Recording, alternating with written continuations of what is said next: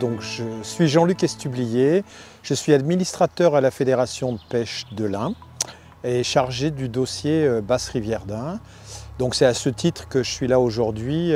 Donc j'ai réuni une équipe de bons pêcheurs pour un maximum de prises en salmonidés sur cette Basse Rivière d'Ain afin d'alimenter une étude génétique sur les ombres et les truites. Cette étude d'ADN parental, c'est une étude qui doit servir à estimer la population de la Basse Rivière d'Ain et d'évaluer les impacts à la fois des barrages hydroélectriques et à la fois aussi des oiseaux piscivores, arlebièvres et cormorans sur ces populations. Le suivi au fil du temps va nous permettre de suivre l'évolution de la population.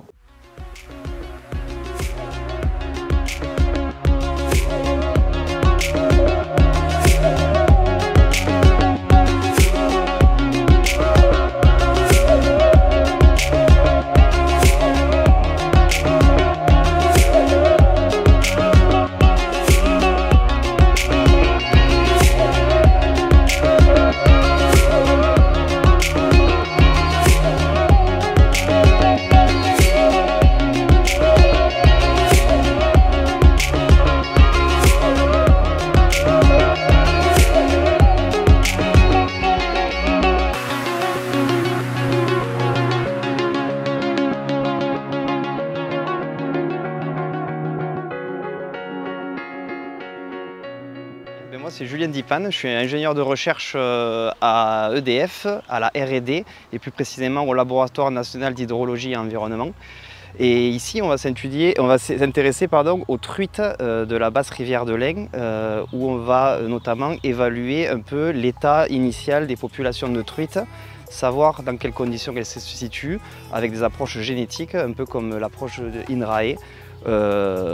Et ça, dans le but de faire en fait un état initial de la population avant un projet de turbinage-pompage au son mortier, où là le but va être de pomper de l'eau au Coiselet et la réinjecter en amont dans la retenue du Vouglan en période de surproduction électrique, disons. Et ça, à terme, ça aura pour but d'avoir une meilleure gestion hydrique de la Basse Rivière de l'Ain, du coup.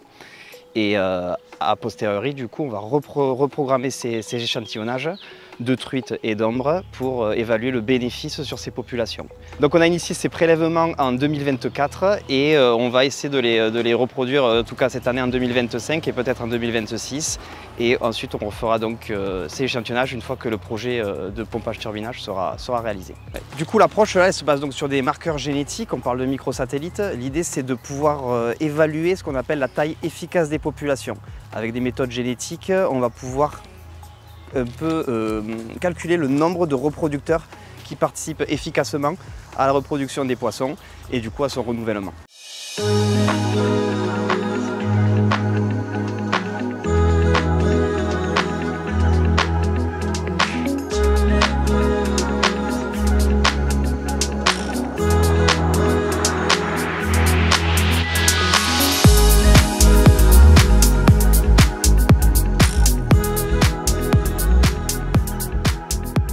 Donc là on est sur les 2 jours où on essaye de prendre des poissons pour la fédération, l'INRAE et EDF pour arriver à essayer de faire des analyses, surtout sur les ombres, pour voir les générations qu'on a.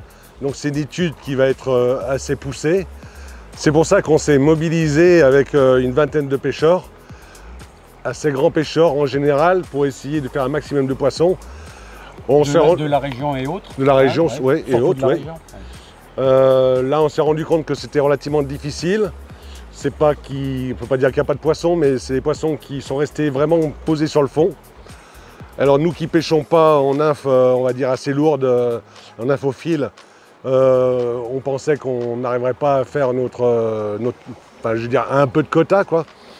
Et ce que moi j'ai appris quand même, tu as vu, c'est que ceux qui pêchaient au fil, ils n'ont pas fait grand chose non plus. Les poissons étaient vraiment inactifs. À part un ou deux secteurs où il y avait un peu des rassemblements. Comme fait l'ombre souvent. Voilà, c'est la majorité de son comportement, quoi. Et pas de gros poissons pris pratiquement. Et vraiment pas de gros poissons. Donc on se rend compte déjà avant l'analyse que pour le moment on a perdu quand même, on a les 2 dernières années de reproduction, normalement. C'est ce qui va en découler certainement des analyses, hein. Mais bon, c'est important de se mobiliser pour faire des actions comme ça.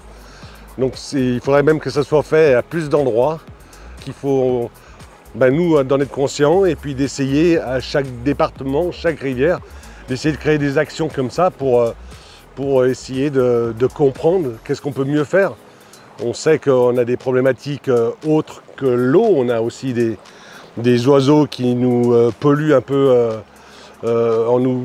qui pêchent un peu sans permis, donc ça c'est compliqué pour nous tous, parce qu'on perd quand même pas mal de cheptels, mais il n'y a pas que ça, quoi. Donc c'est ce qu'ils vont essayer de chercher dans toutes ces analyses.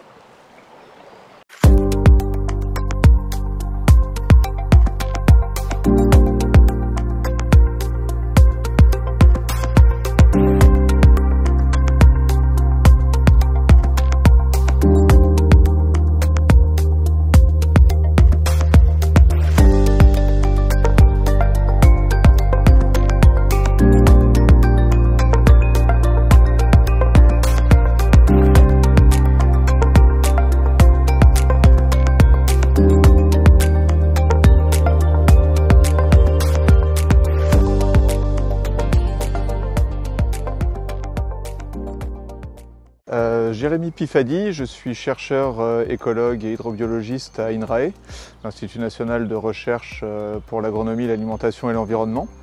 Et je suis l'un des coordinateurs de cette étude et sur le volet ombre.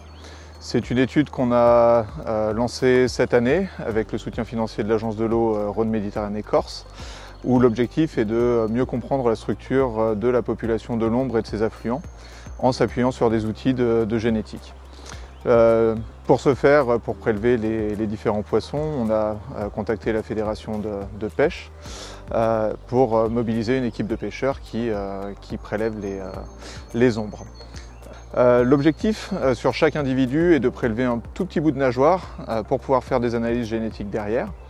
Et donc, une fois qu'on a récupéré ces échantillons, on va les traiter en laboratoire, les envoyer à un prestataire qui va faire le génotypage. Et l'objectif est de comparer les structures génétiques entre les différentes classes d'âge et puis entre les différents points, les différents secteurs de l'Ain pour regarder justement combien d'individus participent à la reproduction, si on peut estimer ça, donc la taille de la population. Et puis si les populations se mélangent bien, est-ce que les individus de l'Albarine vont partager une partie de leur patrimoine génétique avec ceux de l'Ain, ce qui montrerait du brassage.